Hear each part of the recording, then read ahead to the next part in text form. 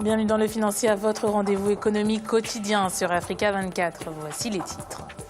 L'épidémie de fièvre hémorragique qui touche l'Afrique de l'Ouest depuis mars aura aussi des conséquences économiques. Plus de 260 millions de dollars seront mis à disposition des pays les plus touchés. L'Éthiopie lance une nouvelle entreprise publique, un magasin de gros de plusieurs millions de dollars. Objectif, améliorer ses réseaux d'approvisionnement et de distribution. Et puis nous ferons le point sur les marchés boursiers du continent en fin d'édition.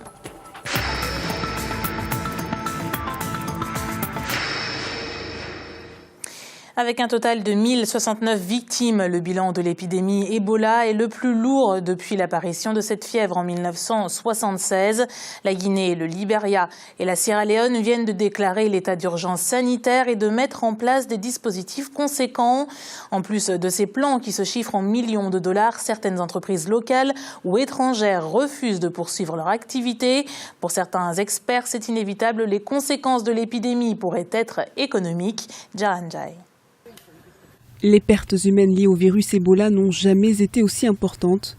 Si 377 personnes n'ont pas survécu au virus en Guinée, elles sont 355 au Libéria, 334 en Sierra Leone et 3 au Nigeria. Les pays infectés s'emploient donc à endiguer l'épidémie. Le ministre des Finances du Libéria, Amara Kone, a déjà annoncé que 12 millions de dollars ont été consacrés à la maladie au cours du deuxième trimestre de l'année 2014 et que ces dépenses augmenteraient inévitablement au troisième trimestre.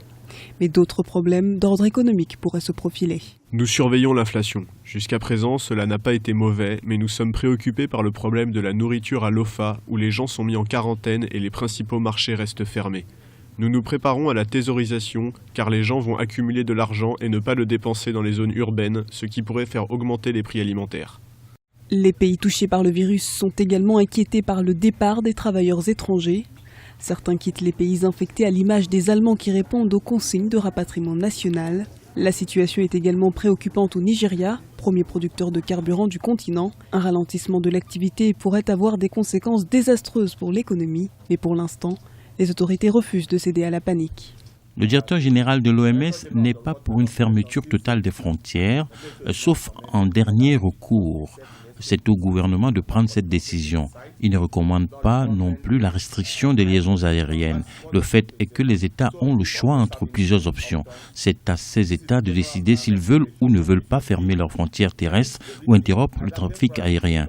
En ce qui nous concerne, nous gardons cette option à l'esprit. Conscients des nécessités économiques pour combattre la maladie, plusieurs organismes dont la Banque africaine de développement se sont engagés financièrement. 260 millions de dollars devraient être versés aux 3 pays les plus touchés. La bourse régionale de valeurs mobilières, la BRVM, termine le mois de juin en hausse par rapport au mois précédent, avec une amélioration des indices BRVM composite de 3,46% à 238,60 points. L'augmentation est due au secteur des finances, des transports ou encore de la distribution. La capitalisation boursière du marché des actions est également en progression de 3,46% à 5 793 milliards de francs CFA. En Éthiopie, le gouvernement éthiopien a lancé un nouveau commerce de gros. Son but est de permettre aux commerçants de se fournir en articles de détail avec un prix fixe. Et le gouvernement n'a pas fait les choses à moitié puisque plusieurs millions de dollars ont été investis dans cette entreprise. Florence Assimporé nous en dit plus. Le gouvernement éthiopien lance Allé, le premier grossiste national. Pour le démarrage de l'entreprise publique, 600 millions de birrs, soit 31 millions de dollars de capital, ont été débloqués par la Banque de commerce du pays. Objectif annoncé, moderniser les canaux d'approvisionnement et de distribution des biens de consommation, mais également permettre la réduction des coûts de la vente en gros dans le pays. Nous sommes seulement des grossistes. Nous voulons faire du profit, nous devons nous soutenir. C'est une entreprise. Nous voulons montrer qu'en respectant l'éthique, il est possible de faire du profit dans un marché concurrentiel comme les autres. Nous prévoyons avoir entre 25 et 30% de part de marché, ce qui représente déjà un gros montant. Mais nous voulons apporter des innovations avec un contrôle de qualité transparent et un concurrentiel important comme dans les autres secteurs. Pour les détaillants, l'installation de ce nouveau magasin marque le changement de l'état du marché éthiopien. L'institution offre de meilleurs produits à des prix fixes, un confort qui rassure les commerçants en détail. Lorsque nous nous approvisionnions auprès d'autres fournisseurs, il y avait toujours des fluctuations de prix. Si vous revenez dans l'après-midi pour acheter le même article que vous aviez acheté le matin, ils avaient augmenté le prix. Nous n'avons heureusement plus ce problème. Ça se passe beaucoup mieux car il y a des prix fixes. Du côté des consommateurs, l'ouverture de l'entreprise publique a fait des heureux. Cependant, les attentes restent nombreuses pour éviter les abus des fluctuations de prix arbitraires et rendre les denrées alimentaires accessibles.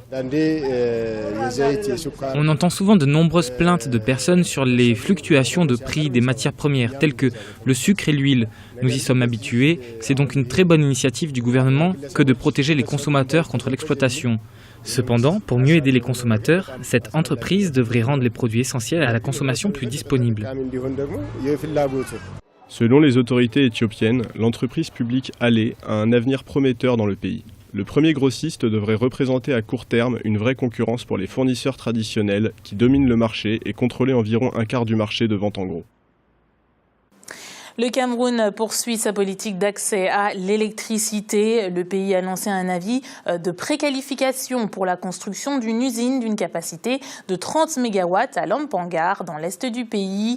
Le projet devrait, selon les prévisions, permettre l'approvisionnement en électricité de toute la région pour les 25 prochaines années. C'est l'entreprise publique Electricity Development Corporation qui devrait mettre en place ce projet. En Algérie, 856 marchés informels ont été éradiqués à la fin du mois de juin 2014 sur un total de 1368 existants. C'est un bilan de l'opération de lutte contre le commerce informel pour le premier semestre 2014 lancé par le ministère du Commerce.